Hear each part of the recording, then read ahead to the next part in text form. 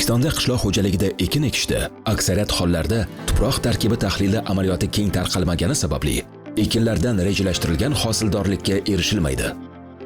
Agrobank ushbu muammoga e'tibor qaratib, AgroLab Markaziy Osiyodagi yagona qishloq xo'jaligi va oziq-ovqat tahliliga ixtisoslashgan kompleks laboratoriyani tashkil etdi.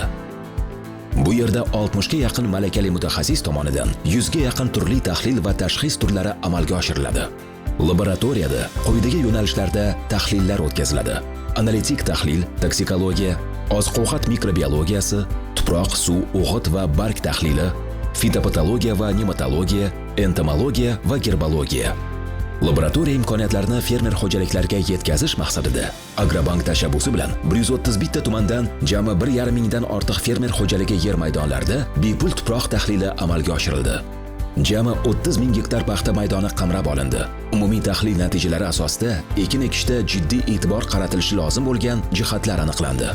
O'tkazilgan tahlil natijalariga ko'ra, 30 ming gektar yer maydonining 93% qismida azot, 85% qismida fosfor, 57% qismida esa kaliy miqdori belgilangan me'yorda emasligi ma'lum bo'ldi. Bundan tashqari, yerning biologik holatini yaxshilashda muhim bo'lgan gumus miqdori ham me'yordan past ekani aniqlandi.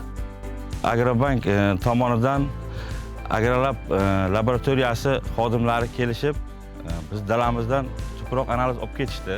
Tuproq analizi kelgandan keyin bizlarga xodimlar kelib birma-bir tushuntirib berishdi. Har bir nima bo'yicha tahlillar berishdi. Hosil olishimiz uchun qancha minerallar berishimiz to'g'risida ma'lumotlar ham berilgan bu to'g'risida. Shu ma'lumotlar bo'yicha ishlab, shu yil Xudo xolasa yaxshi natija olamiz degan fikrdamiz. 1,5 mingta fermerlardan olib kelingan 6 mingta namunani tahlil jarayonini yakunladik. Bu tahlillarimiz orqali fermerlarimiz ilmiy asoslangan holatda hosil yetishtirishlari mumkin.